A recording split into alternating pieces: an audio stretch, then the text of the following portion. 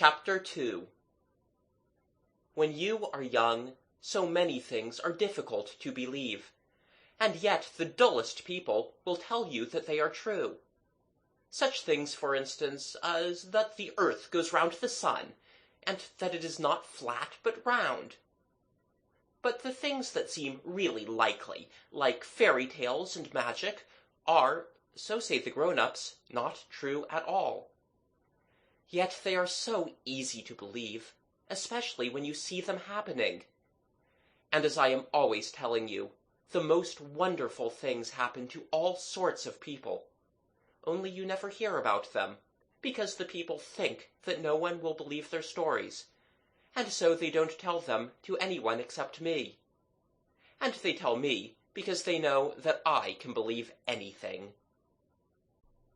When Jimmy had awakened the sleeping princess, and she had invited the 3 children to go with her to her palace and get something to eat, they all knew quite surely that they had come into a place of magic happenings.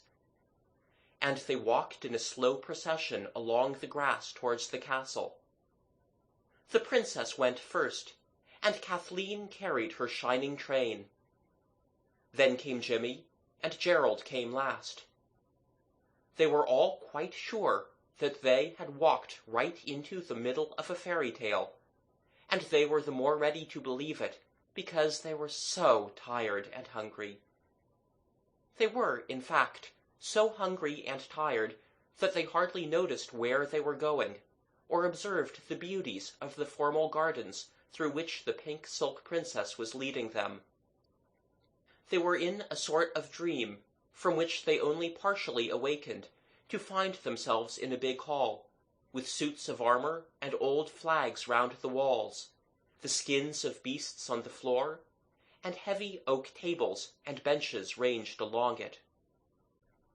The princess entered, slow and stately, but once inside she twitched her sheeny train out of Jimmy's hand and turned to the 3. "You just wait here a minute," she said, "and mind you don't talk while I'm away. This castle is crammed with magic, and I don't know what will happen if you talk." And with that, picking up the thick goldy pink folds under her arms, she ran out, as Jimmy said afterwards, most unprincess-like, showing, as she ran, black stockings and black strap shoes. Jimmy wanted very much to say that he didn't believe anything would happen, only he was afraid something would happen if he did, so he merely made a face and put out his tongue. The others pretended not to see this, which was much more crushing than anything they could have said. So they sat in silence, and Gerald ground the heel of his boot upon the marble floor. Then the princess came back, very slowly, and kicking her long skirts in front of her at every step. She could not hold them up now, because of the tray she carried. It was not a silver tray, as you might have expected, but an oblong tin one. She set it down noisily on the end of the long table, and breathed a sigh of relief. "Oh, it was heavy," she said. I don't know what fairy feast the children's fancy had been busy with. Anyhow, this was nothing like it. The heavy tray held a loaf of bread, a lump of cheese, and a brown jug of water. The rest of its heaviness was just plates and mugs and knives. "Come along," said the princess hospitably. "I couldn't find anything but bread and cheese, but it doesn't matter, because everything's magic here, and unless you have some dreadful secret fault, the bread and cheese will turn into anything you like. What would you like?" she asked Kathleen. "Roast chicken," said Kathleen, without hesitation. The Pinky Princess cut a slice of bread and laid it on a dish. "There you are," she said, "roast chicken. Shall I carve it, or will you?" "You please," said Kathleen, and received a piece of dry bread on a plate. "Green peas?" asked the princess, cut a piece of cheese, and laid it beside the bread. Kathleen began to eat the bread, cutting it up with knife and fork, as you would eat chicken. It was no use owning that she didn't see any chicken and peas, or anything but cheese and dry bread, because that would be owning that she had some dreadful secret fault. "If I have, it is a secret, even from me," she told herself. The others asked for roast beef and cabbage, and got it, she supposed, though to her it only looked like dry bread and Dutch cheese. "I do wonder what my dreadful secret fault is," she thought, as the princess remarked that, as for her, she could fancy a slice of roast peacock. "This one," she added, lifting a second mouthful of dry bread on her fork, "is quite delicious." "It's a game, isn't it?" asked Jimmy suddenly. "What's a game?" asked the princess, frowning. "Pretending it's beef. The bread and cheese, I mean." "A game? But it is beef. Look at it," said the princess, opening her eyes very wide. "Yes, of course," said Jimmy feebly. "I was only joking." Bread and cheese is not perhaps so good as roast beef or chicken or peacock. I'm not sure about the peacock. I never tasted peacock, did you? But bread and cheese is at any rate very much better than nothing, when you have gone on having nothing since breakfast. Gooseberries and ginger beer hardly count, and it is long past your proper dinner time. Everyone ate and drank and felt much better. "Now," said the princess, brushing the breadcrumbs off her green silk lap, "if you're sure you won't have any more meat, you can come and see my treasures. Sure you won't take the least bit more chicken? No? Then follow me." She got up, and they followed her down the long hall to the end, where the great stone stairs ran up at each side, and joined in a broad flight leading to the gallery above. Under the stairs was a hanging of tapestry. "Beneath this arras," said the princess, "is the door leading to my private apartments." She held the tapestry up with both hands, for it was heavy, and showed a little door that had been hidden by it. "The key," she said, "hangs above." And so it did, on a large rusty nail. "Put it in," said the princess, "and turn it." Gerald did so, and the great key creaked and grated in the lock. "Now push," she said. "Push hard, all of you." They pushed hard, all of them. The door gave way, and they fell over each other into the dark space beyond. The princess dropped the curtain and came after them, closing the door behind her. "Look out," she said. "Look out, there are 2 steps down." "Thank you," said Gerald, rubbing his knee at the bottom of the steps. "We found that out for ourselves." "I'm sorry," said the princess, "but you can't have hurt yourselves much. Go straight on. There aren't any more steps." They went straight on, in the dark. "When you come to the door, just turn the handle and go in. Then stand still till I find the matches. I know where they are." "Did they have matches 100 years ago?" asked Jimmy.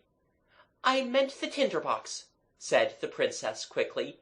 "We always called it the matches. Don't you? Here, let me go first." She did, and when they had reached the door, she was waiting for them with a candle in her hand. She thrust it on Gerald. "Hold it steady," she said, and undid the shutters of a long window, so that first a yellow streak, and then a blazing great oblong of light flashed at them, and the room was full of sunshine. "It makes the candle look quite silly," said Jimmy. "So it does," said the princess, and blew out the candle. Then she took the key from the outside of the door, put it in the inside keyhole, and turned it. The room they were in was small and high. Its domed ceiling was of deep blue, with gold stars painted on it. The walls were of wood, panelled and carved, and there was no furniture in it whatever. "This," said the Princess, "is my treasure chamber." "But where," asked Kathleen politely, "are the treasures?" "Don't you see them?" asked the Princess. "No, we don't," said Jimmy bluntly. "You don't come that bread and cheese game with me. Not twice over, you don't." "If you really don't see them," said the Princess, "I suppose I shall have to say the charm. Shut your eyes, please, and give me your word of honor you won't look till I tell you, and that you'll never tell anyone what you've seen." Their words of honor were something that the children would rather not have given just then, but they gave them all the same, and shut their eyes tight. "Wiggadil, yugadoo, beakadee, leagadee, nowgadow," said the Princess rapidly, and they heard the swish of her silk train moving across the room. Then there was a creaking, rustling noise. "She's locking us in!" cried Jimmy. "Your word of honor!" gasped Gerald. "Oh, do be quick," moaned Kathleen. "You may look," said the voice of the Princess. And they looked. The room was not the same room. Yet, yes, the starry, vaulted blue ceiling was there, and below it half a dozen feet of the dark paneling.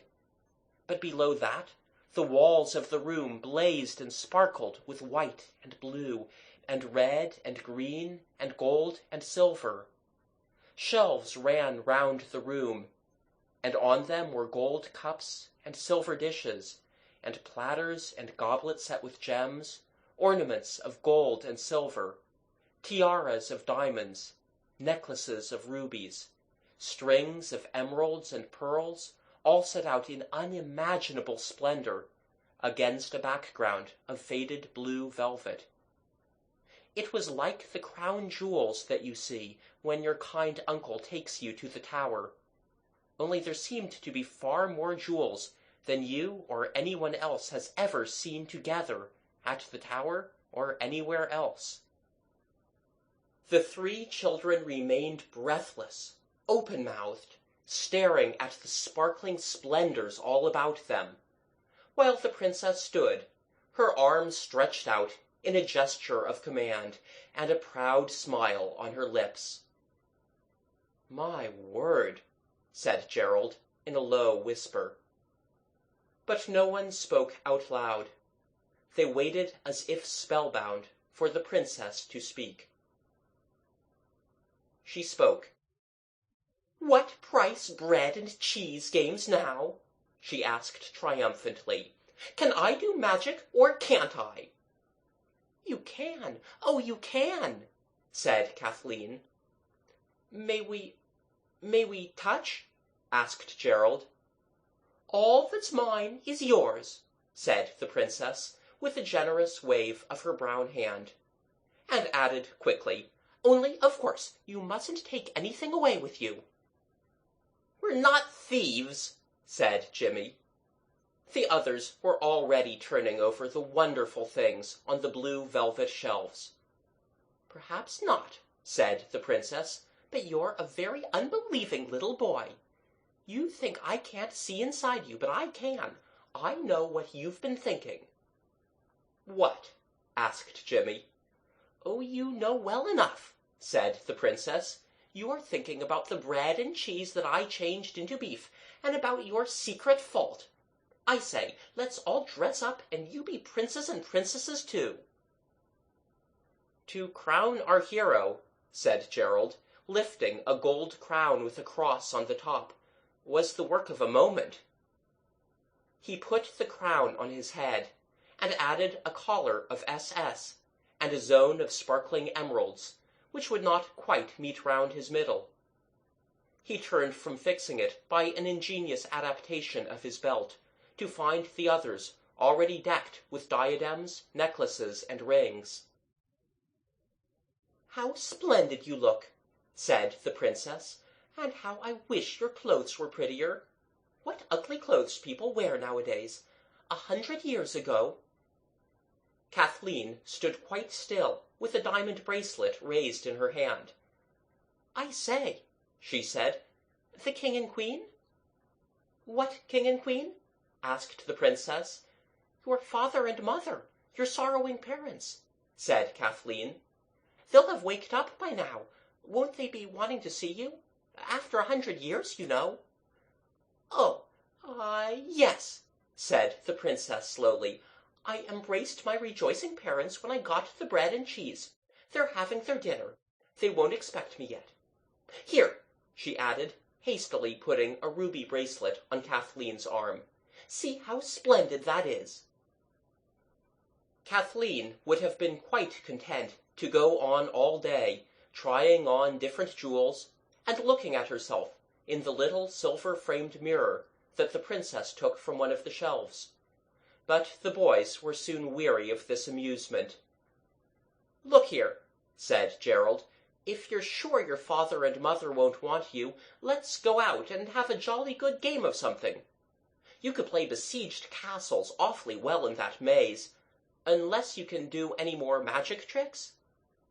"You forget," said the princess. "I'm grown up. I don't play games. And I don't like to do too much magic at a time. It's so tiring. Besides, it'll take us ever so long to put all these things back in their proper places." It did. The children would have laid the jewels just anywhere, but the princess showed them that every necklace or ring or bracelet had its own home on the velvet, a slight hollowing in the shelf beneath, so that each stone fitted into its own little nest. As Kathleen was fitting the last shining ornament into its proper place, she saw that part of the shelf near it held not bright jewels, but rings and brooches and chains, as well as queer things that she did not know the names of, and all were of dull metal and odd shapes. "What's all this rubbish?" she asked. "Rubbish indeed," said the princess. "Why, those are all magic things. This bracelet, anyone who wears it has got to speak the truth. This chain makes you as strong as 10 men. If you wear the spur, your horse will go a mile a minute, or if you're walking, it's the same as 7-league boots." "What does this brooch do?" asked Kathleen, reaching out her hand. The princess caught her by the wrist. "You mustn't touch," she said. "If anyone but me touches them, all the magic goes out at once and never comes back. That brooch will give you any wish you like." "And this ring?" Jimmy pointed. "Oh, that makes you invisible." "What's this?" asked Gerald, showing a curious buckle. "Oh, that undoes the effect of all the other charms." "Do you mean really?" Jimmy asked. "You're not just kidding?" "Kidding, indeed," repeated the princess scornfully. "I should have thought I'd shown you enough magic to prevent you speaking to a princess like that." "I say," said Gerald, visibly excited, "you might show us how some of the things act. Couldn't you give us each a wish?" The princess did not at once answer, and the minds of the three played with granted wishes, brilliant yet thoroughly reasonable, the kind of wish that never seems to occur to people in fairy tales when they suddenly get a chance to have their 3 wishes granted. "No," said the princess suddenly. "No, I can't give wishes to you. It only gives me wishes. But I'll let you see the ring make me invisible. Only you must shut your eyes while I do it." They shut them. "Count 50, said the princess, "and then you may look. And then you must shut them again, and count 50, and I'll reappear." Gerald counted aloud. Through the counting, one could hear a creaking, rustling sound. 47, 48, 49, 50, said Gerald, and they opened their eyes.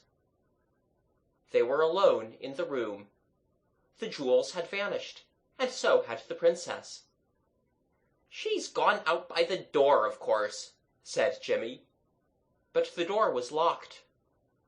"That is magic," said Kathleen breathlessly. "Maskelyne and Devant can do that trick," said Jimmy, "and I want my tea." "Your tea?" Gerald's tone was full of contempt. "The lovely princess," he went on, "reappeared as soon as our hero had finished counting 50. 1, 2, 3, 4. Gerald and Kathleen had both closed their eyes. But somehow Jimmy hadn't. He didn't mean to cheat, he just forgot. And as Gerald's count reached 20, he saw a panel under the window open slowly. "Her," he said to himself, "I knew it was a trick!"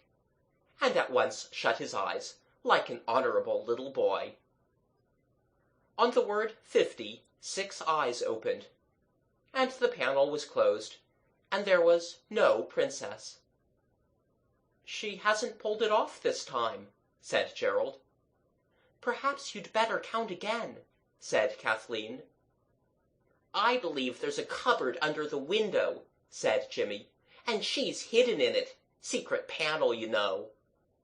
"You looked! That's cheating," said the voice of the princess, so close to his ear that he quite jumped. "I didn't cheat." "Where on earth, whatever," said all three together, for still there was no princess to be seen. "Come back visible, princess dear," said Kathleen. "Shall we shut our eyes and count again?" "Don't be silly," said the voice of the princess, and it sounded very cross. "We're not silly," said Jimmy, and his voice was cross too. "Why can't you come back and have done with it? You know you're only hiding." "Don't," said Kathleen gently. "She is invisible, you know." "So should I be if I got into the cupboard," said Jimmy. "Oh, yes," said the sneering tone of the princess. "You think yourselves very clever, I dare say, but I don't mind. We'll play that you can't see me if you like." "Well, but we can't," said Gerald. "It's no use getting in a wax. If you're hiding, as Jimmy says, you'd better come out. If you've really turned invisible, you'd better make yourself visible again." "Do you really mean," asked a voice quite changed, but still the princess's, "that you can't see me?" "Can't you see we can't?" asked Jimmy, rather unreasonably. The sun was blazing in at the window. The 8-sided room was very hot, and everyone was getting cross. "You can't see me?" There was the sound of a sob in the voice of the invisible princess. "No, I tell you," said Jimmy, "and I want my tea, and—" What he was saying was broken off short, as one might break a stick of sealing wax. And then, in the golden afternoon, a really quite horrid thing happened. Jimmy suddenly leaned backwards, then forwards. His eyes opened wide, and his mouth too. Backward and forward he went very quickly and abruptly, then stood still. "Oh, he's in a fit! Oh, Jimmy, dear Jimmy!" cried Kathleen, hurrying to him. "What is it, dear? What is it?" "It's not a fit," gasped Jimmy angrily. "She shook me." "Yes," said the voice of the princess, "and I'll shake him again if he keeps on saying he can't see me." "You'd better shake me," said Gerald angrily. "I'm nearer your own size." And instantly she did. But not for long. The moment Gerald felt hands on his shoulders, he put up his own, and caught those other hands by the wrists. And there he was, holding wrists that he couldn't see. It was a dreadful sensation. An invisible kick made him wince, but he held tight to the wrists. "Kathy," he cried, "come and hold her legs. She's kicking me." "Where?" cried Kathleen, anxious to help. "I don't see any legs." This is her hands I've got, cried Gerald. She is invisible, right enough. Get hold of this hand, and then you can feel your way down to her legs. Kathleen did so. I wish I could make you understand how very, very uncomfortable and frightening it is to feel in broad daylight hands and arms that you can't see. I won't have you hold my legs, said the invisible princess, struggling violently. What are you so cross about? Gerald was quite calm. You said you'd be invisible, and you are. I'm not. You are, really. Look in the glass. I'm not. I can't be. Look in the glass, Gerald repeated, quite unmoved. Let go, then, she said. Gerald did, and the moment he had done so, he found it impossible to believe that he really had been holding invisible hands. You're just pretending not to see me, said the princess anxiously. Aren't you? Do say you are. You've had your joke with me. Don't keep it up. I don't like it. On our sacred word of honor, said Gerald, you're still invisible. There was a silence. Then, come, said the princess. I'll let you out and you can go. I'm tired of playing with you. They followed her voice to the door, and through it, and along the little passage into the hall. No one said anything.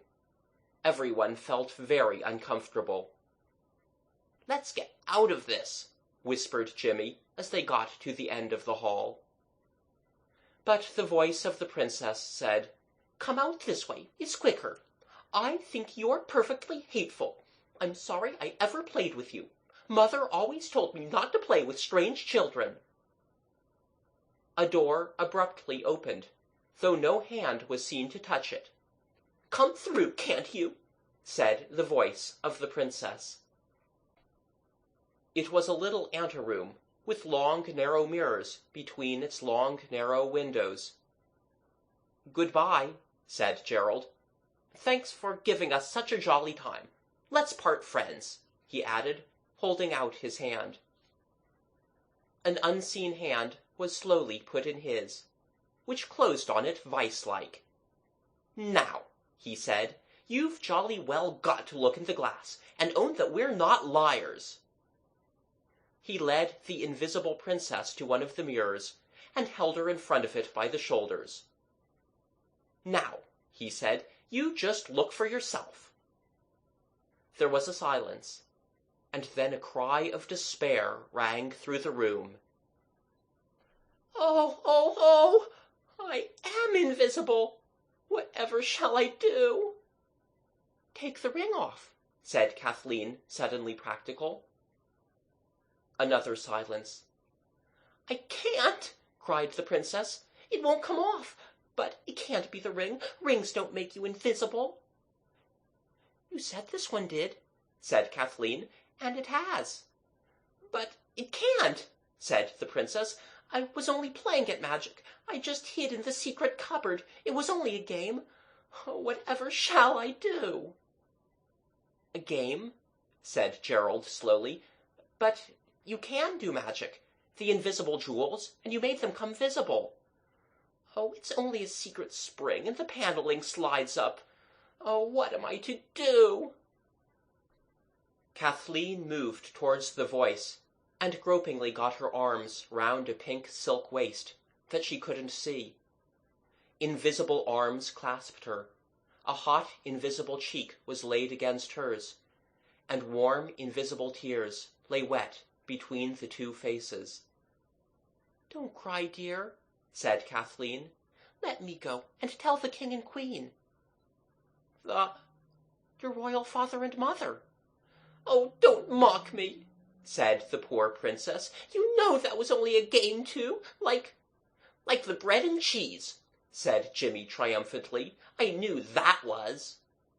But your dress, and being asleep in the maze, and... Oh, I dressed up for fun, because everyone's away at the fair, and I put the clue just to make it all more real. I was playing at Fair Rosamond first, and then I heard you talking in the maze, and I thought, what fun. And now I'm invisible, and I shall never come right again, never. I know I shan't. It serves me right for lying, but I didn't really think you'd believe it. Not more than half, that is," she added hastily, trying to be truthful. "But if you're not the princess, who are you?" asked Kathleen, still embracing the unseen. My aunt lives here," said the invisible princess. "She may be home any time now. Oh, what shall I do?" "Perhaps she knows some charm." "Oh, nonsense," said the voice sharply. "She doesn't believe in charms. She would be so vexed. Oh, I daren't let her see me like this," she added wildly. "And all of you here, too. She'd be so dreadfully cross." The beautiful magic castle that the children had believed in now felt as though it were tumbling about their ears. All that was left was the invisibleness of the princess. But that, you will own, was a good deal. "I just said it," moaned the voice, "and it came true. I wish I'd never played at magic. I wish I'd never played at anything at all." "Oh, don't say that," Gerald said kindly. "Let's go out into the garden near the lake where it's cool, and we'll hold a solemn council. You'll like that, won't you?" "Oh!" cried Kathleen suddenly. "The buckle that makes magic come undone." "It doesn't really," murmured the voice that seemed to speak without lips. "I only just said that." "You only just said about the ring," said Gerald. "Anyhow, let's try." "Not you, me," said the voice. "You go down to the Temple of Flora by the lake. I'll go back to the jewel room by myself. Aunt might see you." "She won't see you," said Jimmy. "Don't rub it in," said Gerald. "Where is the Temple of Flora?" "That's the way," the voice said. "Down those steps and along the winding path through the shrubbery. You can't miss it. It's white marble with a statue goddess inside." The three children went down to the white marble Temple of Flora that stood close against the side of the little hill, and sat down in its shadowy inside. It had arches all round, except against the hill behind the statue, and it was cool and restful. They had not been there 5 minutes before the feet of a runner sounded loud on the gravel. A shadow, very black and distinct, fell on the white marble floor. "Your shadow's not invisible, anyhow," said Jimmy. "Oh, bother my shadow," the voice of the princess replied. "We left the key inside the door, and it shut itself with the wind, and it's a spring lock." There was a heartfelt pause. Then Gerald said, in his most businesslike manner, "Sit down, Princess, and we'll have a thorough good palaver about it." "I shouldn't wonder," said Jimmy, "if we was to wake up and find it was dreams." "No such luck," said the voice. "Well," said Gerald, "first of all, what's your name? And if you're not a princess, who are you?" I'm, said a voice broken with sobs. "I'm the housekeeper's niece at the castle, and my name's Mabel Prouse." "That's exactly what I thought," said Jimmy, without a shadow of truth, because how could he? The others were silent. It was a moment full of agitation and confused ideas. "Well, anyhow," said Gerald, "you belong here." "Yes," said the voice, and it came from the floor, as though its owner had flung herself down in the madness of despair. "Oh, yes, I belong here right enough. But what's the use of belonging anywhere if you're invisible?" End of chapter 2.